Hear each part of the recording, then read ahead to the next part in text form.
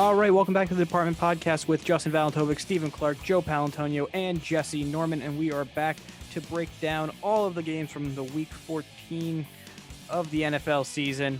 We're here. I'm very tired, but nonetheless, let's talk some football. Guys, what's going on? Hey, not much, man. Just preparing for the storm coming up. We have a big snowstorm coming up in the New Jersey area, East Coast. Not going to be fun, but, went grocery shopping, so I'm kind of set for the storm. Don't have to go out during the storm now and just, hanging out now. How much are you supposed to get down night? How much are you supposed to get in, like, South Jersey there, Clark? I don't know about South, but here in Central Jersey, we're about to get about, I think, like a foot, at least a foot. Yeah, we're supposed to get I heard something along those lines. It should be a tough day for the sandwich industry, but we'll see. Yeah. So where I work, it's like in the top right corner of New Jersey, basically as north as you can go. Like our end of our area is the New York state line, literally right in like the pure white zone where it says like 16 to 24 inches. So it's like, oh, lucky me. I might be pulling an all-nighter at work, but who knows? Got to plow something, right? Okay. Oh, man. Oh, boy. Happy anniversary, Justin. Yep, Happy anniversary. That was last week. That's a hot take. But with that, let's get into all of the games. The 1 o'clock window was nothing but blowouts, but we'll do a draft style, see where we end up. And I'm going to start with Joe. Thank you. And thank you, everyone, for being here. Welcome. We made it all the way to Week 14, and that's really exciting. It was late Sunday night, and I put a conscious effort into what game I was going to choose in the first round, and luckily I got bailed out by Monday night. The game of the year, some have been saying, and I tend to agree. They don't give away MVPs willy-nilly, and it's very important to understand that. When you look at the performance of the best quarterback in the 2018 draft, Lamar Jackson, with his legs, absolutely explosive. This was the potential. But the knock can't come back down. Primetime game against a team with a winning record. And what happened? Came out of the locker room, it was like a film. It was like a movie. He came back out like the knight in shining armor. Trace McSorley did something to his leg or some whatever. And there was Lamar Jackson, 5 for 5 passing. Got him right back for the touchdown with Mark Andrews. Baker, who we have to say, Baker played outstanding. Baker absolutely played outstanding. Best game as a pro. Got the ball back in Lamar's hands with Justin Tucker, the kicker. And that's the time for great players to make great plays. And what did he do? He went 4 for 4 in that drive, clocked it, bring in JT, called the game. The Ravens are for real, but so are the Browns.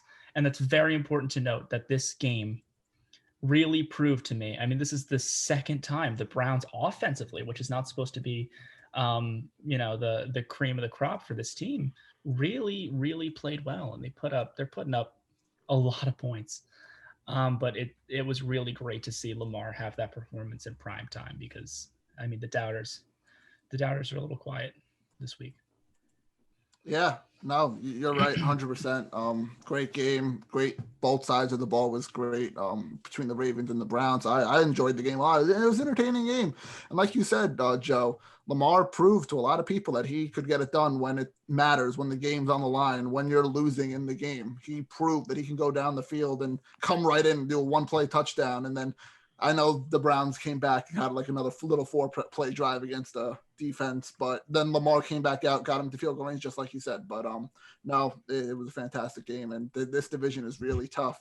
If the Browns would have won this game, it would have been a lot harder. Not harder, but the Steelers would have had a little bit of a harder path to winning the division, which they're most likely gonna. I think they already won. I don't know if they won a division, but definitely locked up a playoff spot. But no, the Browns can still technically catch them. Yeah, but good thing the Browns lost here because it makes it a little easier for the Steelers to win the division. But no, great game. Can't complain. Yeah, no, for what I saw before I went to bed, because I missed an exciting second half, it seems like. But what it does for the Ravens is that it's a get-right game and a statement win, because everyone was buying the Browns hype. I was, especially. I came on this podcast last week and said, I'm all in. And not to take away from the Browns, but this is turning into the North is turning what the West was in the NFC, where everyone was competitive. minus the Bengals, because that's kind of what the 49ers are at that point in the division, clearly the fourth best team. But, all three teams, it's up for grabs, and it's going to be competitive down the stretch, and it's exciting to watch. Yeah, it's weird seeing the AFC. Well, it's not up for grabs. I mean, Baltimore's already out of the division. No, I know, but it's between Pittsburgh and Cleveland, and Pittsburgh's going to get it. But But I also know you're saying they're all competitive. Two teams could come. Two additional teams could be out of that division as well. The Ravens and the Browns could Yes. both make the playoffs too, which is crazy to think about. 3 teams from the Yeah. same division. Yeah. Oh, I think both of them will. I mean, if anybody's not going to, the crazy thing is it's going to be the Ravens. I don't think there's any disputing that right now. They have the one less win, and I would argue have the harder schedule going down the stretch. But no, I mean, Lamar looks fantastic. But I don't want to oversell this too much. Let's not act like the Cleveland defense has been fantastic. I've seen Brandon Marshall go on First Things First and say that Cleveland's won with defense and running the ball. That's not how Cleveland's even winning nowadays, for the most part. Baker's been fantastic back to back. I really hope he can keep it up, because the hate on Baker is so widespread. And I mean, don't get me wrong, Baker has his limitations, but he's not a bad quarterback. Was he worthy of the number 1 pick? Maybe not. Who knows? But at the end of the day, fantastic in this game. If we're gonna praise Lamar Jackson so hard, we also should praise Baker, who was going up against a tougher defense. Definitely. I think the Ravens defense and the Browns defense are two entirely different makeups. But no, both quarterbacks were fantastic. This was a great game. And Cleveland is a little bit more legit than I've given them credit for in the past. Yeah, even with this loss, I know Justin said he jumped on the Browns bandwagon last week and believes in the hype. I still think with this loss, you still believe in the hype of the Browns, because they kept it competitive. And that's the way they've been kind of winning games and building their credibility, is that they can eat this loss. And this win was more important to the Ravens, and a loss to the Ravens would have hit them a lot harder than it would have for the Browns. Well, I mean, if the Ravens lost this game, they were done. It was over for them. I mean, there was pretty much no way. Absolutely. This was as big of a regular season game, and this basically guarantees, all but guarantees, the Ravens have. It seems like it's very likely that they kept into that 7 seed, which is going to be very interesting. It shows me that they have faith in Lamar to make a throw when he asked to throw. This is one of the first times we've seen it in a big game. They do it against lesser opponents all the time, but they really let Lamar make plays with his arm when they needed it the most. 4th and 5, which is supposed to be a death situation for Lamar. And I see there's some people who are downplaying the 44-yard touchdown pass to Mark Andrews. But you have Lamar's wheels are such an asset that it frees up so much, because his running ability is such a threat. It is the most threatening thing on this Ravens offense. It's really the only thing that really scares you. And when you're looking at the Browns offense, they have been so run dominant. They have been Hunt and Chubb down your throats all year, and that's how they score. And this game was no surprise. What was interesting is that after the Browns lost the running game, Baker had to drop back and make pass, and this might have been I don't know for sure. This is probably the most Baker has had to throw all year, and it actually worked. This was not on script for them. This game reminds me a lot of the Rams Chiefs game from, was that 2 years ago? About 2 years ago, yeah. Where it was just an absolute. That got Jared Goff all that money. But that's what I'm saying, though. Yeah. Even though the Browns lost, both quarterbacks come out looking really good in this game, and that's really what you wanted to see. So with that, let's move to Jesse. All right.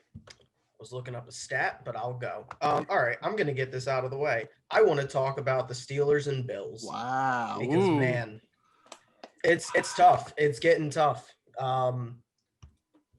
Pittsburgh's not a disciplined football team. They're not. Welcome to the club. That's part of It sucks. That's part of Welcome to the club. That's like as good of coaches Mike Tomlin and Frank Reich are. They're big rah-rah guys. They are not big on the discipline department. Yep. My God, Eric Ebron dropped so many passes. Welcome to our life. The decision of benching Deontay Johnson, I understand he dropped 2 third down passes. I understand he has the most drops in the league. He is still all around your second best receiver.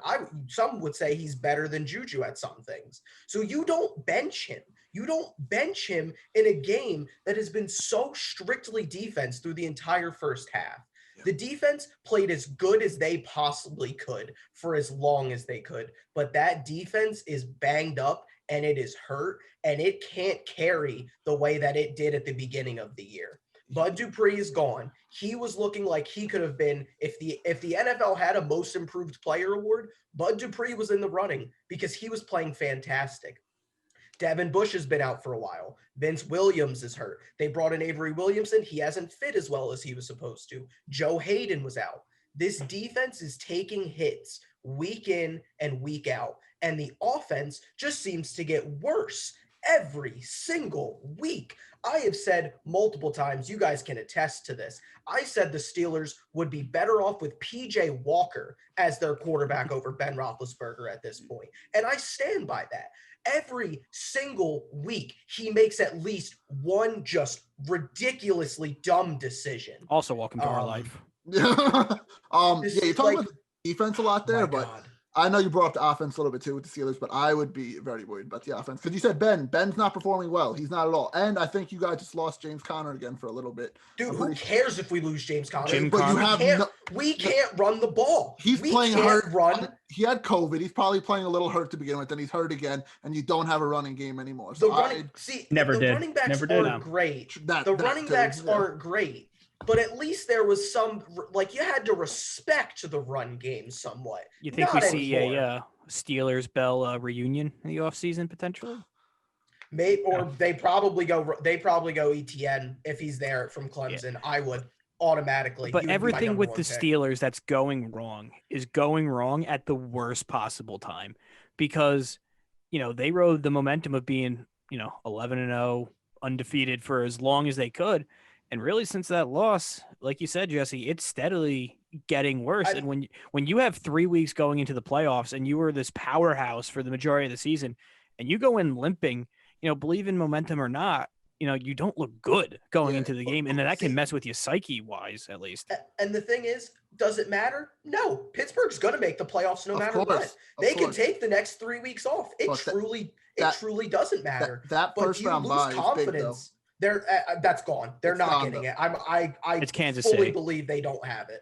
But I personally, if I'm the Steelers, I don't want the first round bye because none of their players are going to get healthier during that time. Everybody who's out is out for a while. Yeah. Mike Tomlin coming off a bye, huge rah-rah guy, not going to be huge into game plans. The Steelers' best bet would to be get hot again going into the playoffs. Don't see it happening, but that's their best bet. Yeah. No, you're right, but I just want to go to the other side of the ball really quickly. And Josh Allen performed very well. Stephon Diggs is proving why he's an elite top tier receiver in this league. He should be in that category with Hopkins, maybe not above Hopkins and Hill and Devontae Adams, but he's up there. He's for sure up there, top 10 for sure. Bills looked good. Their defense looked great. Held the Steelers to a minimum, not too many points. Hey. Bills are for real too. The Bills are for real. Yeah, we've been questioning it, but the last couple of weeks we've kind of been solidifying that they're a legit team, and they are for beating the 11-1 Steelers at the time. Joe, credit the Bills and credit their coaching staff because in the second half they looked entirely different than the first. Yeah, they knew the adjustments to make, and they did. They made those adjustments. Correct. And Sean McDermott and the Bills have a so underrated coaching staff. It's the culture McDermott built, and he earned every bit of that extension. So, Joe, you've been a little quiet. What's your takeaway on the Steelers? I think, for the Steelers, we'll start with them. Look, they are 11-2 right now. They are going to be probably the number 2 seed, and you're going to the playoffs. I get it. The running game is a disaster, and it seems a little too easy at times to have big plays against them. But you have a veteran coach, a veteran quarterback, and guys who can make plays on defense. You have playmakers up and down that defense. So do I think that the Steelers are now not going to make the AFC Championship game? Absolutely not. I still think that they're probably the second best team, even as constructed, because I think the flaws on the other teams are a little bit bigger. The Buffalo Bills are a really well-coached team, and Stephon Diggs is the truth, as Clark just said. But they have yet to play a full 4 quarters of football consecutively that has impressed me. They have had great quarters, they have had great halves, yeah, but not full games. But I have not seen 4 quarters of Buffalo Bills football that they've put together in a row that has impressed me. And until I see that, I'm not going to put them over the Steelers, and I'm certainly not going to put them over the Chiefs. So I position the Steelers as a distant two to the Kansas City Chiefs, but I don't think this is any real reason to run and jump off the Steelers right now. They've lost 2 games in a row. The Patriots have lost 2 games in a row several times with Belichick and Brady, and this is Tomlin and Roethlisberger. They've been around the block a few times, and I tell you, it's worked. The 2 seconds from snap to throw for Big Ben has worked this year, yeah, and as I long think as the receivers catch it. I mean, and you get that fixed up. The receivers catch the ball. I mean, they can win time of possession just by doing that. They don't have to run the football. I'm not as down on the Steelers team as I should be. And I think this is what we knew Ben was. In 2018, the last time he played, he threw them out of games all of the time. And he's doing that less now. And that's the difference between them not making the playoffs and them being the number 2 seed. This doesn't really surprise me much at all. Yeah. So let's move things along. I'm up. Let's talk about another quarterback that's near and dear to Joey's heart. And his time in Philadelphia looks to be over, and that's Carson Wentz. Jalen Hurts looked good in his debut start against the Saints. You know, they won, which is a big, notch on his belt. But as a whole, Hurts didn't look bad, and it looks like he is giving some spark to the Eagles' offense. Granted, I think Peterson should be gone regardless. This doesn't save his job. Nothing will. But they're going into a quarterback conundrum, and how they have to deal with it is going to rely on how Hurts does the next 3 games. All right. Oh, you're so wrong. Doug Peterson is not getting fired. You're so wrong. They are keeping him 110%. Oh, God. I'm sorry. Like, just not even looking at numbers. Don't even look at anything. Just watching this game, the Eagles' offense just felt so different. You don't even have to look at like how much more rushing yards they had or the difference in passing and not having, the turnovers and everything. They just looked so much better. Like everybody was on the same page. And I don't credit that against Carson Wentz. I credit it against Doug Peterson because it finally felt like Doug Peterson was like, oh, wait, let's run actual plays.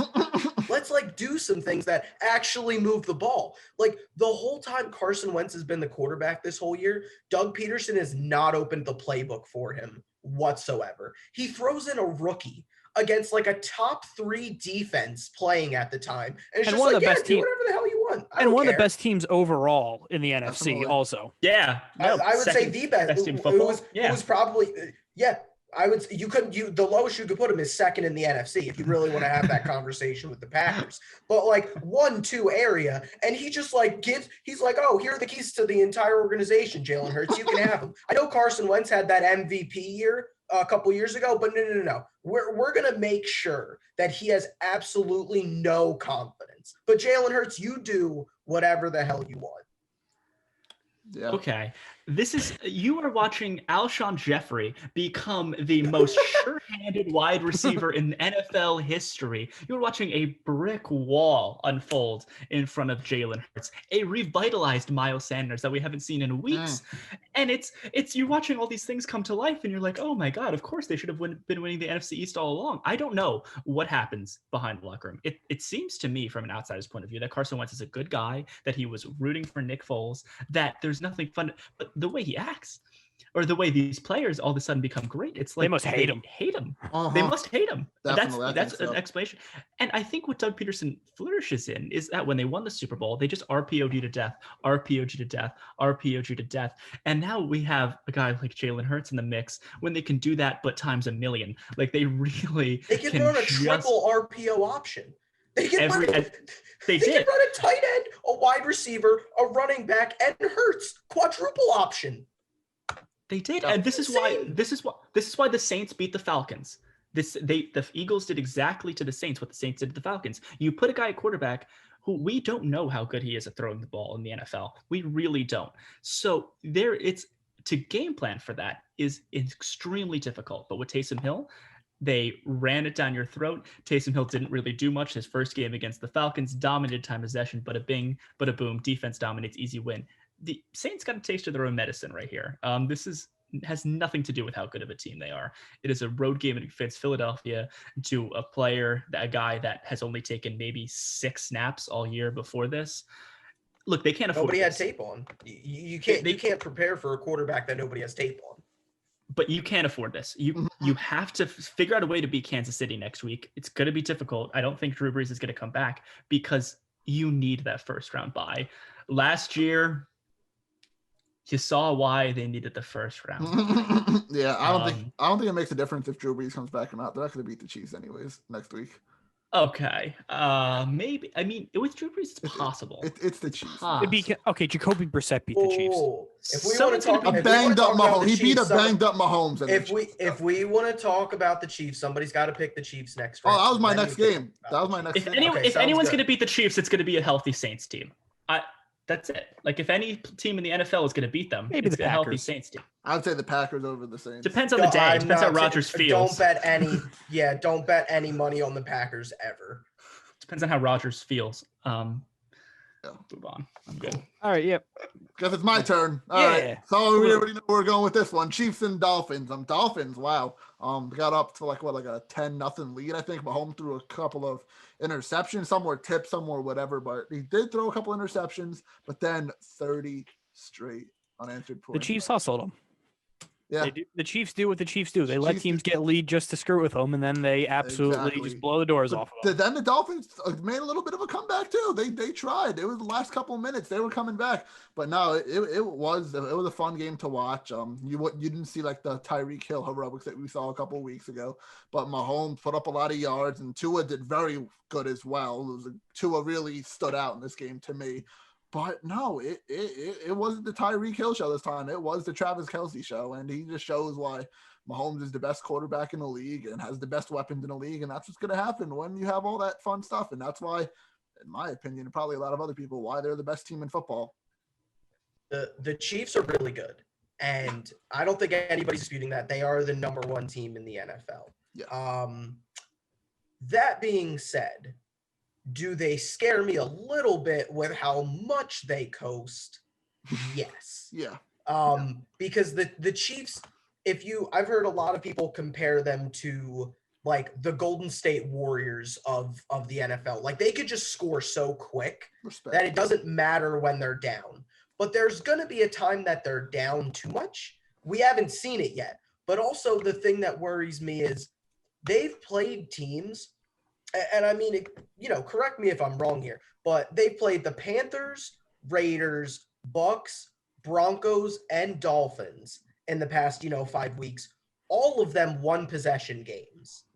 Besides the Bucks, who are really talented on paper, but, have not been that fantastic on the field.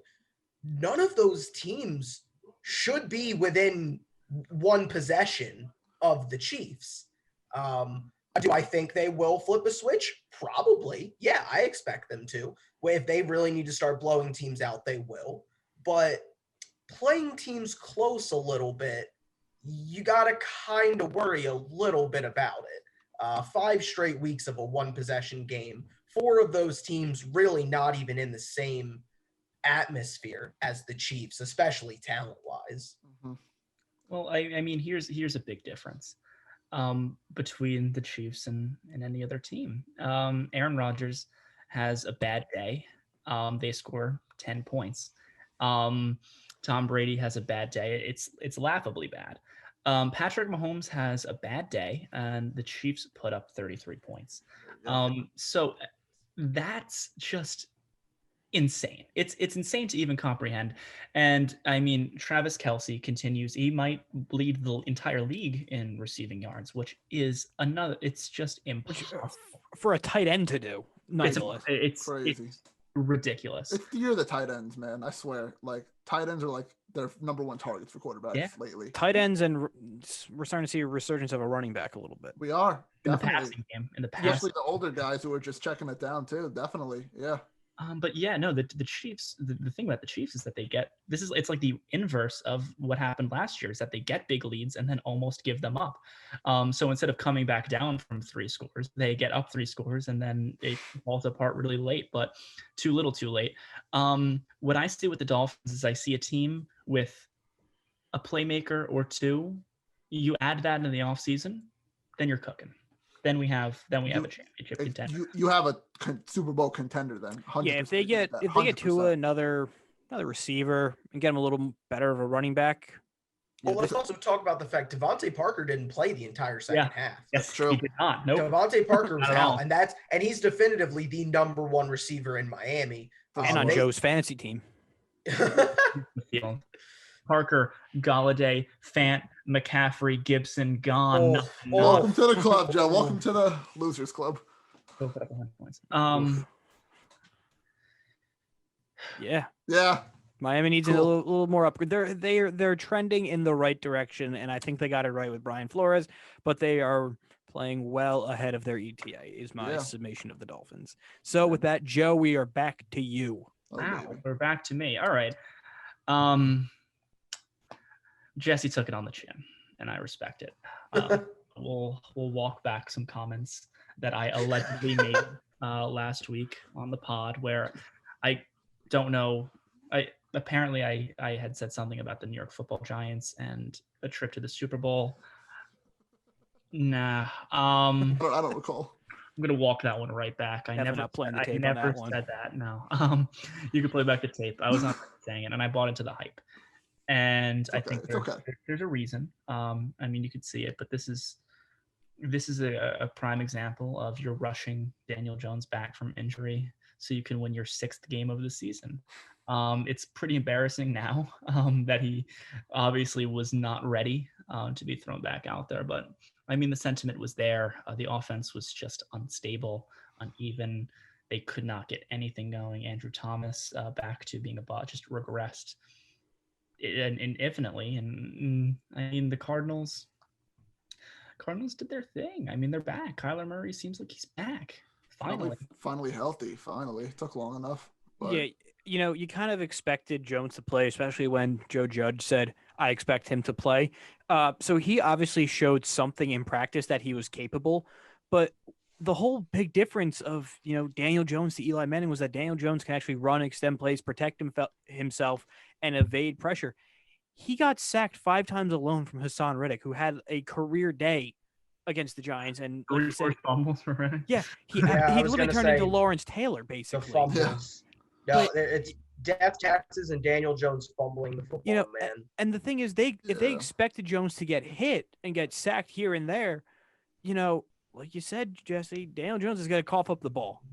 And that's exactly what happened. Not saying Colt McCoy would have done a whole hell of a lot better, but he also walked into Seattle and walked out with the win. So, you could have given an extra week since he did go out and get you a crucial win. And now how bad does the NFL look putting Giants-Browns on Sunday Night Football now? Yeah, they can't unflex that one. They can't unflex it. Good job, boys. Cool. I think the Browns might destroy them, actually. It will not be pretty. We'll talk about that after the loss.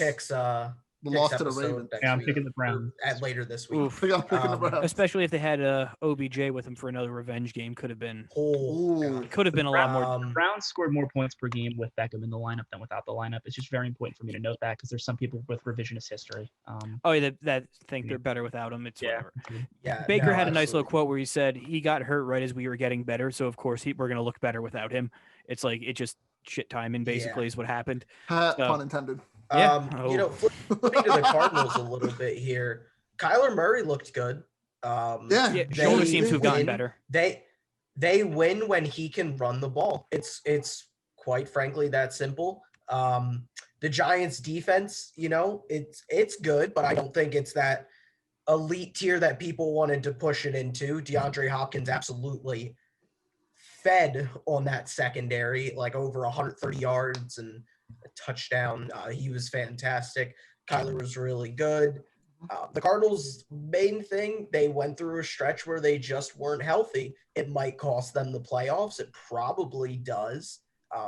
They didn't exactly have the easiest schedule, and they play in such a hard division. But they're gonna be competitive next year. They're gonna be competitive still this year. They're a pretty good team. They're pretty well coached, and DeAndre Hopkins is pretty good. So yeah. Well, with that, let's take a little bit of a break. We got the rest of the games to break down. We'll go through them a little bit quicker just because the whole 1 o'clock window, like I said before, we're all lopsided affairs, so those will be a little bit easier to talk about. So stay tuned. We'll be right back.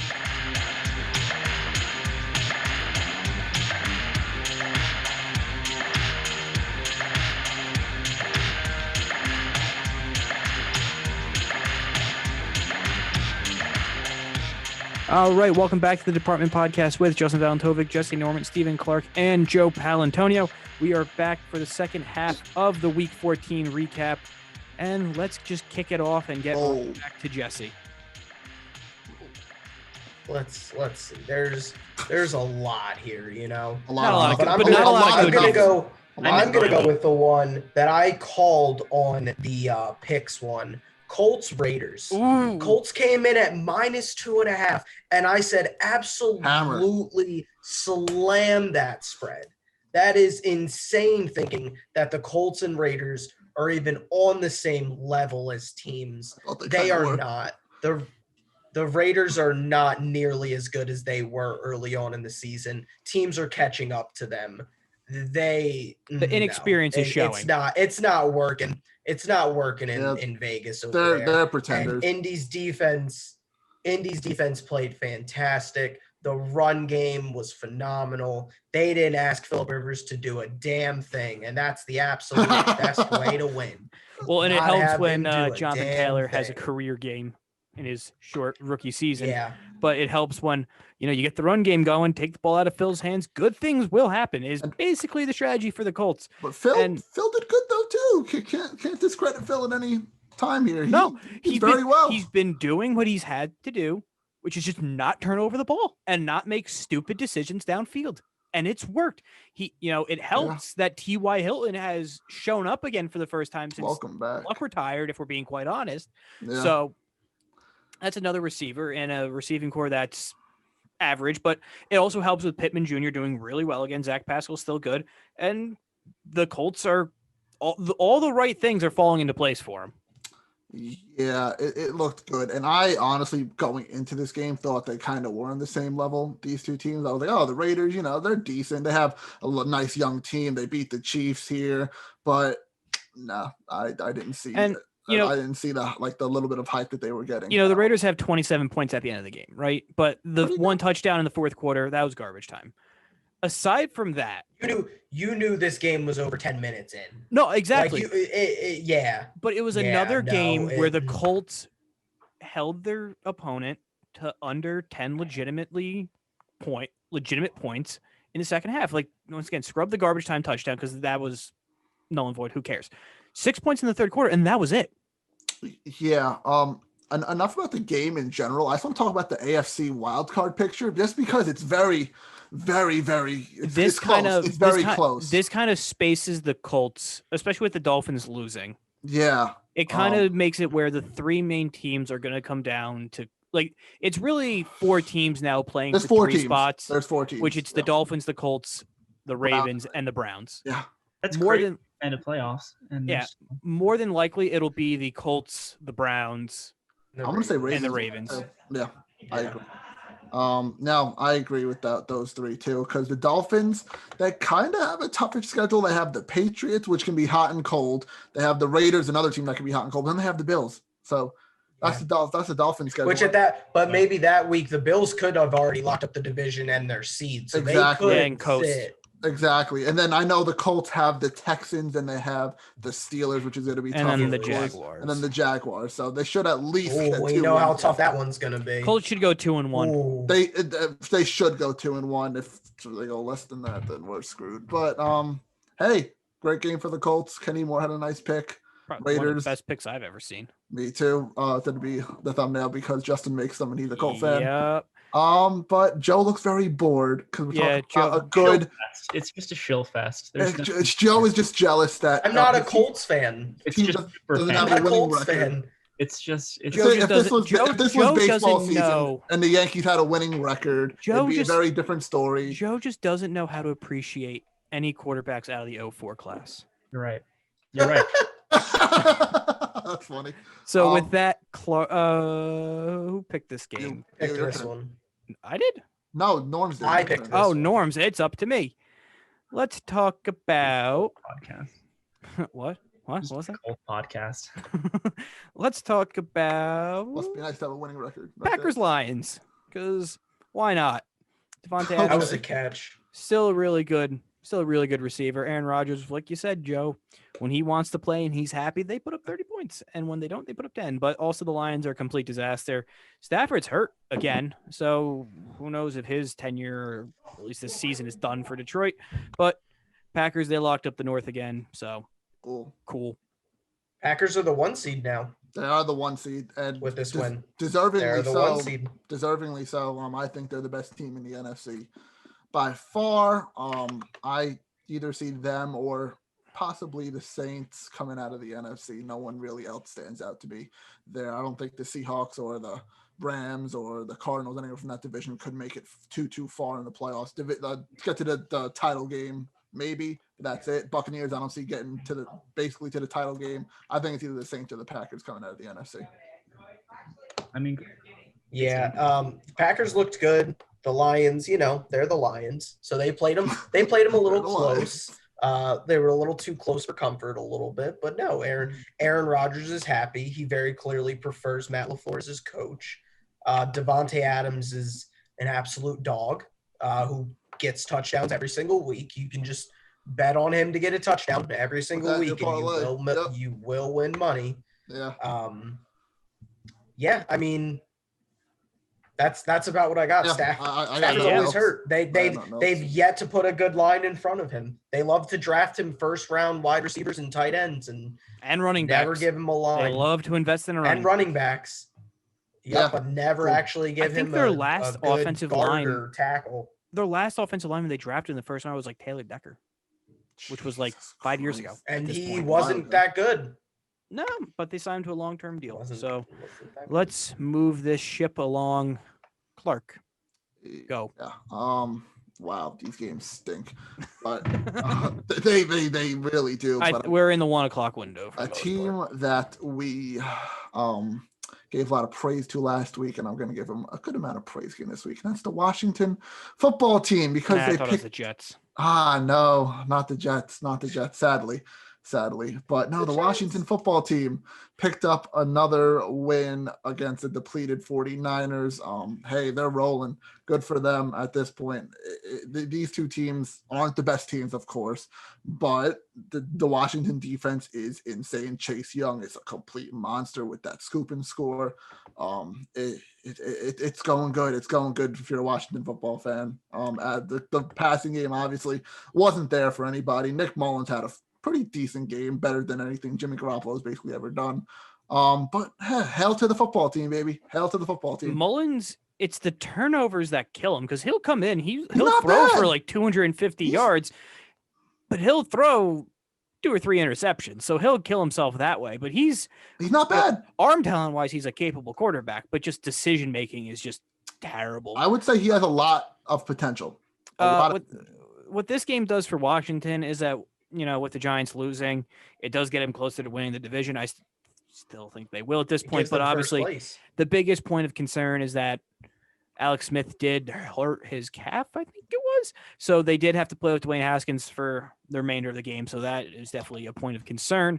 Yeah. But who knows what's going on with Alex Smith? Because on Twitter, when you see Alex Smith out with a leg injury, you just have to hold your breath at that point now. Yeah, you might be right with that hurting them too. And you have to watch out now for the Eagles in a way too. I know they're in third place at the moment, but they got a big win with Jalen Hurts against, at the time, the best team in the NFC. They beat the best team in the NFC.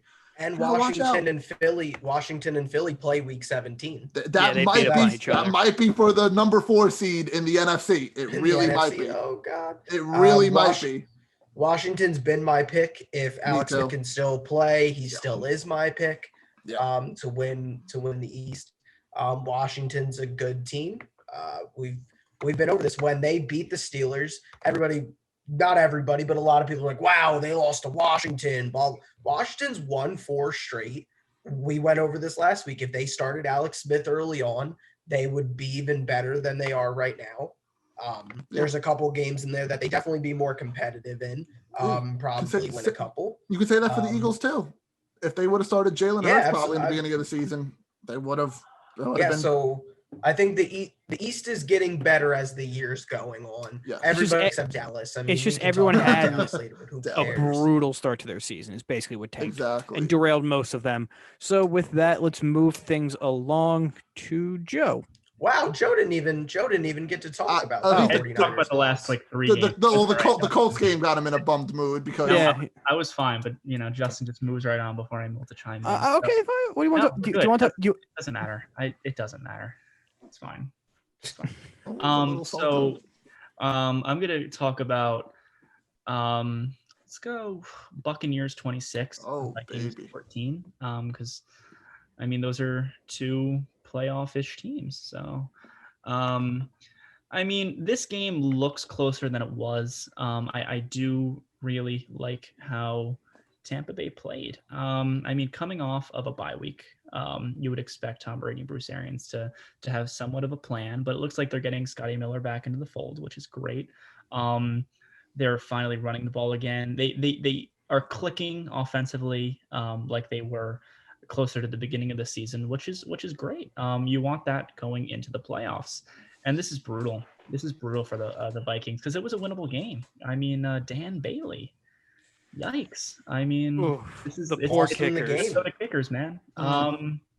Look, I still like Minnesota. I think they're doing a lot, but it's going to be really tough for them now with that 7th seed with Arizona and Kyler Murray playing a lot better.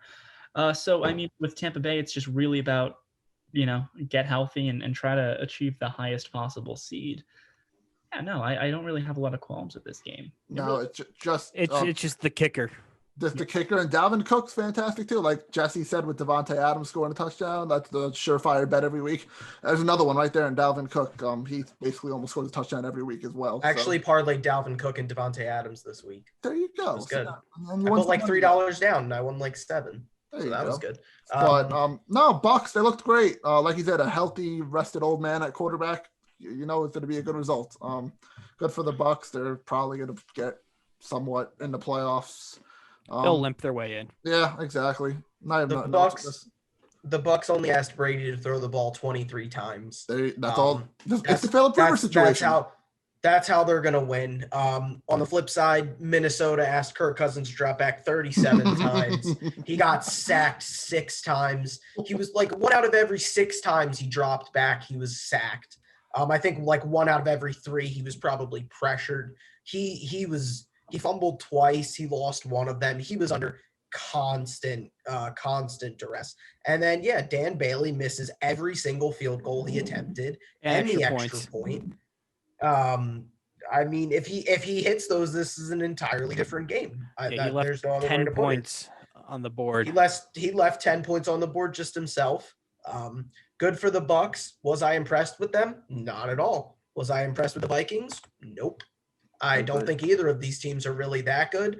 And I think Tampa's way of winning is, at this point, trying to take Tom Brady out of the game plan as much as possible. And that's not going to work come playoff time. Not because anything wrong with Brady in doing that. Bruce Arians is not going to do that in the playoffs. Bruce Arians is going to ask Brady to drop back 40 to 50 times in a playoff game. I know, Grant. It's not going to work. It's not. I agree. It's not. Granted, they did have a deep touchdown, I think, to Scotty Miller, but majority of the throws that Brady threw that were deep, he did not connect on. He is like Drew Brees. They cannot throw deep. They're old. That's understandable, but Bruce Arians needs to understand that. That's what's going to kill them. You have to go through the running game. That's how a lot of the teams are doing it. That's how. I mean, that's how Minnesota's doing it. I mean, basically all the All the NFC really good teams. Yeah, like really, except for Kansas City has been doing it. So I mean, if you look at the Bucks right now, you see that there is a formula for them to get relatively far in the playoffs. But I think that it requires to have one or two big plays, and that might work against the Vikings secondary. But I don't think it's going to work in the coals of Green Bay in January, and I don't think it would work against the Saints. And the pass rush got there. So hats off to them, but they still can't guard anybody. I mean, Justin Jefferson still had a relatively big game, considering, I mean, and Kirk Cousins was under duress the entire time. These two teams are, I think, a tier below the best teams in football, and I think they played accordingly. Yeah. All right. Let's move on. Jesse, back to you. All right. All right. So Broncos, Panthers. Ooh. I bet you guys are thinking right now the Broncos won. Jesse can't make fun of those Broncos. Yes, You're he can. goddamn wrong. Drew Lock threw 4 touchdowns and no picks. His first game since week 2 without interceptions. And they beat a bad Panthers team, a good bad Panthers team, Good because bad. they're Good a bad. good bad team, except on the defensive end. So they can actually play defense. Drew Lock had his first real good game against a not NFL caliber defense. So when all the Broncos fans start talking about how, oh, look at Drew Lock, he had a good game, we got to build around him, we got to give him time. You let me know the next game that Drew Lock doesn't throw a pick in, and then you let me know if they win that game. Because it's great. They can win games when he's not throwing interceptions. They have the best red zone defense in the league. They've also lost their top 4 cornerbacks, and they're doing that. Their defense is top 10 in the NFL. They have a fantastic formula. And then the quarterback doesn't work. And then he finally did. He had a almost perfect game, and they still almost lost. I think the Panthers lost this game more than the Broncos won this game. I mean, down the stretch, terrible time management in Carolina. And I mean, Drew Lock played well toward the beginning, but I mean, as the game went on, it seemed like they kind of figured him out more and more and more. I like Matt Rule, and I like the Panthers. We say it every week. They're not winning games. I mean, I just don't know if Teddy Bridgewater is the answer. At quarterback, it's tough. We love Teddy. Big Teddy guy. But look, it's really troubling for the Panthers to have this young, youthful head coach, and it just doesn't seem like they have enough on offense from the quarterback position to really utilize the playbook that he wants to throw out there. I feel like if they had McCaffrey, it would be a little bit different. Yeah, probably. I really think it comes back to the defense, though, too. This defense has not played well, almost an entire game this whole year. Yeah, they have a lot of gaps. On that defense. They have some very, very good standout players. Yeah, a lot. Brian Burns, Jeremy Chin, a lot of very good standout players, but it's just a lot of gaps. They're missing. It wasn't supposed to be. No, exactly. You're right. Yeah, absolutely. Right. Yeah. And if Luke Kuechly didn't retire, we're probably looking at this defense a little bit different because he's such a presence in the middle. And then when you have really nothing left there, they're kind of scrambling. It's amazing how far both of these teams fell since Super Bowl 50. Wow. Jeez, you're right. Wow, yeah. Completely different rosters and everything. My God. Different coaching staffs, different quarterbacks. Still John Elway, but, that's about the same thing on that. So let's shift things along back to me. And let's talk about a game that I called would be a complete rout, a blowout. One team couldn't get the ball moving at all. Offense would be a problem. And the complete opposite happened because I thought the Texans were going to go out and absolutely blow the doors off the Bears. And the flip side of things absolutely completely happened. 36-7. Bears walk away with the win. Trubisky looked really good. Very good. 4. I think he had Doesn't 4 matter. touchdowns. It Don't doesn't buy matter. in. No, not at all. But Nope. this just has to be even more frustrating for Deshaun Watson to go out and lose to the Bears of all teams, especially when you're always linked and you hear it in the background how, the Bears traded up and passed on Watson and Mahomes for Trubisky, and then he goes out and absolutely torches you. Yeah. This is only extending Trubisky's time in Chicago, which is not good for that team. They're gonna keep him around. I hate to say it. They're gonna keep him So around. what, you think It's they not the tag smart him? moves. No, they Get won't. me wrong. They won't. I don't think they will because they would have picked up the 5th-year option because tagging him would be a hell of a lot more money. True. I really don't think Trubisky's long for this team. I mean, I think him and Nagy are both getting the boot. I don't know. I like Nagy a lot. I like Nagy. So do I, but I think someone has to be the scapegoat. Is it a clean house, you think? We want to talk about scapegoats for a second. I mean, just lay it out on the line. This was one of the most brutal, and honestly, it's very rare that you feel bad, watching a football game. But the empathy I have for Deshaun Watson when he is just getting bullied by his own team, it seems like he is a man on an island right now, and that's tough. I mean, this is probably rock bottom for Deshaun and the rest of the team on the other side. I mean, Trubisky has done this before. Let's not like this is the first time Trubisky has put up a game like this. I mean, they were a playoff team with Trubisky at quarterback, but this is so nothing. This could not be more of nothing when you're evaluating either squad. It just shows you that there's glaring holes on the Texans that need to be addressed. Can we call the Texans defense what it is? Like it's bad. It's the bottom 2 in the league. Bad, it's very bad. bad. It's behind them and the Jets. It's literally them and the Jets. Statistically, it's them and the Jags. So I mean, they're bottom 3: Jags, Jets, and Texans defense wise. They are really, really bad defensively. They don't have a good offensive line. Watson was sacked 6 times. AJ McCarron came in for a play and got sacked. They had 2 fumbles. Both of them lost. The Texans didn't play good. There was no other way about it. They got pretty much no pressure on Trubisky, and they let him pick them apart. How do you let Mitchell Trubisky pick your secondary apart? I don't know.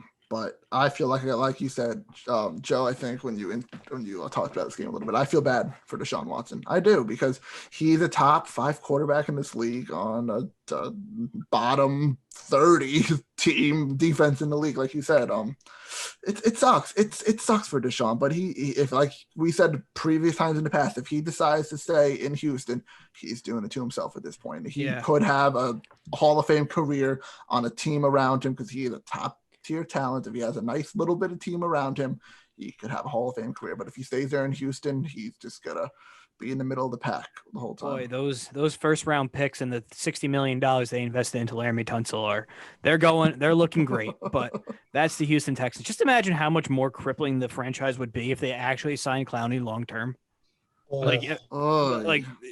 boy, that would have been terrible. Watt's on the way out, so they're hitting the hard reset button this offseason, and they might have to move Watson just to get assets back. But who knows? We'll have to wait and see what happens. So, Clark, we're up to you, though. All right, I'm going to throw Jesse a little bit of a bone here. One of his teams he likes to make fun of a lot.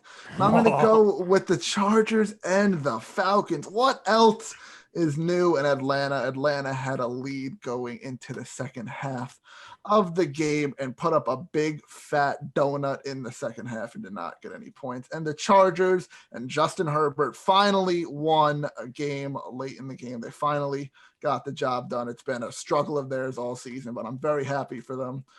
Rookie of the Year candidate Justin Herbert did pretty well game. Matt Ryan looked like old Matt Ryan, and the Falcons looked like the Falcons. Can we Jesse, talk about I'm going to toss this to Jesse. I wanted to make fun of them for a little bit more. Oh, because I want to make fun of the Chargers. So you can go to Jesse. Okay, we'll go to you next then, Justin, to make fun of the Chargers. Go ahead. Someone make fun of somebody. I just want to talk about how Anthony Lynn's literally putting the dirt on his own grave on top of him. Did you see the clock management at the end of the first half? So bad. Where they ran the ball with no timeouts, couldn't get the field goal unit out there on time to kick the field goal. And this is a guy who took over special teams and then demoted the guy to go get lunch for everybody, basically, and then promoted the guy's assistant on top of it. What the hell is going on? He needs to be gone. What did you just say? Anthony, You said he promoted the guy to get lunch for okay, everyone, they demoted the guy.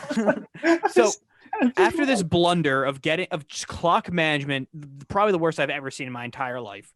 Yeah. This is after the Chargers demoted the special teams coordinator to basically like the boy to go get lunch for everybody, the intern, promoted the normal special teams coordinator to take over like, special teams coordinating. And then Anthony Lynn's also managing it. And then this is what they roll out. Okay. All right. Thank you. That was basically the flow chart of how I meant this. Justin was thinking of that scenario all week since Sunday. just trying to get that down pat in this episode. But no, you're right. What the hell, Anthony Lynn?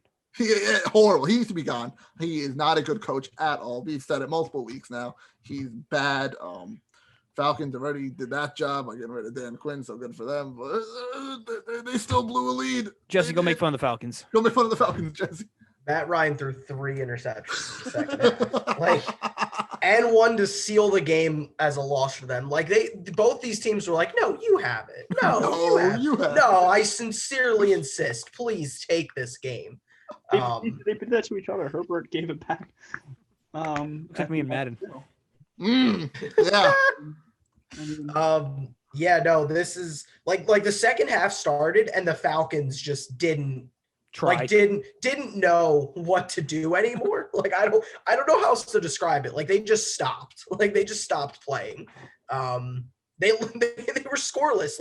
They went in 17-10 and then just didn't score another point.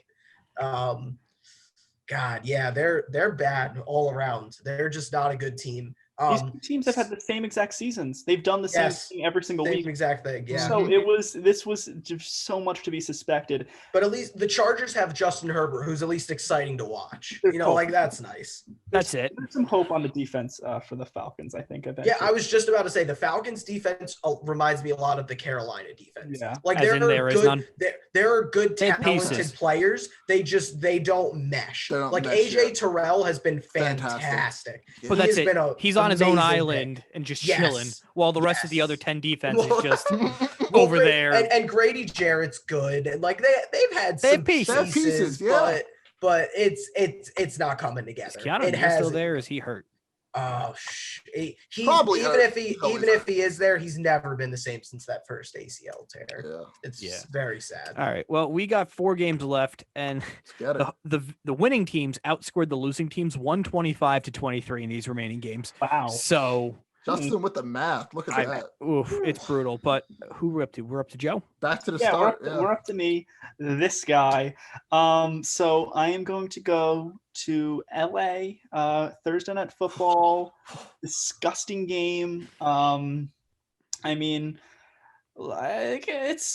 sad because but this is what we wanted for years and years and years. We wanted the Patriots to be like this, and we finally got it. But it is painful because it's painful. I didn't realize that Cam Akers it just is a revolutionary running back all of a sudden. The Patriots, as much as they've had personnel switches and everything, to have Cam Akers run for almost almost 200 yards is a fall from grace if I've ever seen one. We got Stidham, we got Goff, we got everything ugly about the NFL. The Rams are a really good team. That needs to be put out there.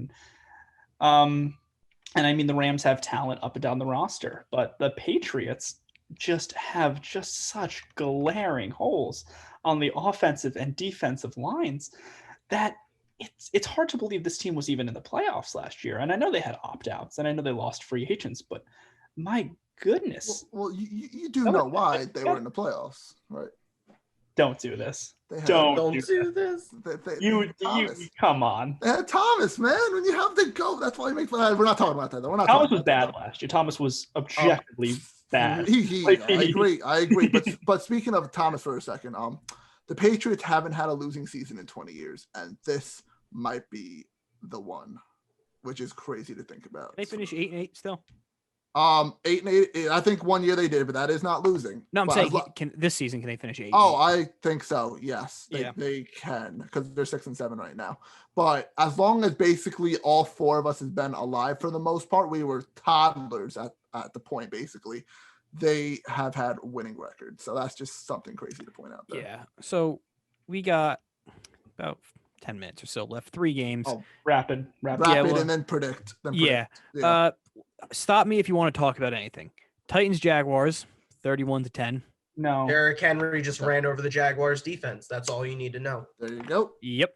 Cowboys Bengals, the Andy Dalton revenge game 30-7. Good for Andy Dalton. I was happy for him. I saw his wife like very happy in the stands too. And I just felt happy for him that he got this win. The Bengals aren't watchable since Burrow's gone down. Lock up that number 3 pick. Get Sewell from Oregon. There you go. That's as far as it goes. And finally, the game that would have been the irrelevant game of the week if we got to picking it.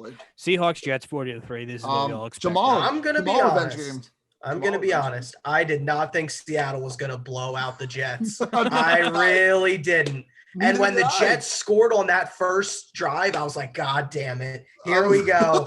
Here we go. And then the Seahawks put up 40 unanswered. Yeah. I did bad. Like the Jets are bad. The Jets, I think you have to go. They have to be the worst team ever. They've got to be. I think they're Lions. They're in the Lions category. Oh, that 0-16. I would put them below the Lions because you can just you can look at that Lions team and just be like, there's absolutely not a quarterback on the roster.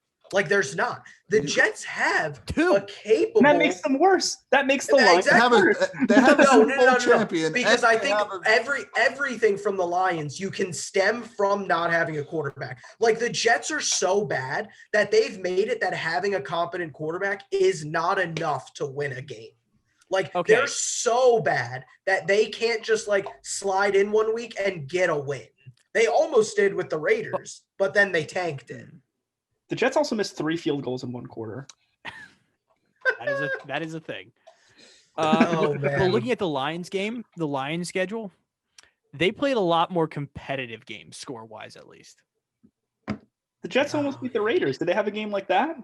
Well, they Jets should have 2 wins right now.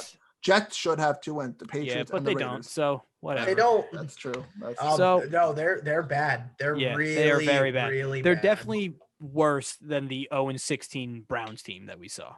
I would say so. Yeah. Yeah. All right. So let's pick the games this week. Normally we pick just Thursday night football, but we have Saturday night games too. So we'll pick that also. So let's start with Thursday night football. The LA Chargers at the Las Vegas Raiders. Wow. I mean, give me the Raiders. They need a win. I would say give me the Raiders too. Chargers did squeak by and got their little win against the Falcons, and the Raiders got plummeled. Plummeld's not a word. Whatever, by the Colts. Give me the Raiders. Comeback game. Yeah. Raiders they're a wounded animal. This is a must-win game to keep their playoff hopes alive. Pummeled. Is that a word? Derek Carr basically said it's all about the playoffs. That's the only thing that matters. So they're going to come out swinging. Wow. So give me the Raiders. Yeah, I'm going to go with the Raiders too. The Chargers have been dismal on the road. They if they've won, it's been at home, I believe. They might have still won. But no, and then that's really it. The Raiders are motivated. They're focused. They have something to play for. The Chargers are completely the opposite of that. They just seem like they're just 11 guys on the field at one time vibing, and it's not going well. So, yeah. All right. And the first of the Saturday doubleheader, we got the Buffalo Bills at the Denver Broncos. Bills. Yeah, Bills, baby. Josh Allen is going to throw like an 80-yard pass. Like he's going to air it out. And he'll just keep going. That nice thin air at Mile High. He's just going to air it out. It'll look like Diggs is returning a punt. The question really is not, are the Bills going to win? It's how bad will Drew Lock going to throw? See, that's the thing. Like I think the defense of Denver. Don't be surprised if like going into halftime, this is like a 17-10 game or something. But I think in the second half is when Drew Lock is going to throw them out of it, because Buffalo is going to adjust and Drew Lock's going to go back to like a same play that worked in the first game. He's not even going to look. He's going to like stare down a linebacker and just throw it directly at him. Yeah, I agree. And finally, yeah. we're at the last game, and this it doesn't get any better matchup-wise. Boy, these games are painful. Carolina Panthers at the Green Bay Packers. They could have put so many so much better games for Saturday. At least one. They could have put the Chiefs and Saints. The games aren't appealing to watch. Man, Chiefs and Saints. The Packers get ratings. Some people they're background noise games, if we're being honest. Like Bears Vikings would have been fine. They're kind of evenish teams. Yeah, that would have been a divisional game. Yeah, give me the Packers. I think the Panthers will probably play them a little close. Me too. I think the Panthers will probably jump out to a lead early, and then the Packers kind of need to, flip that switch to get them back going.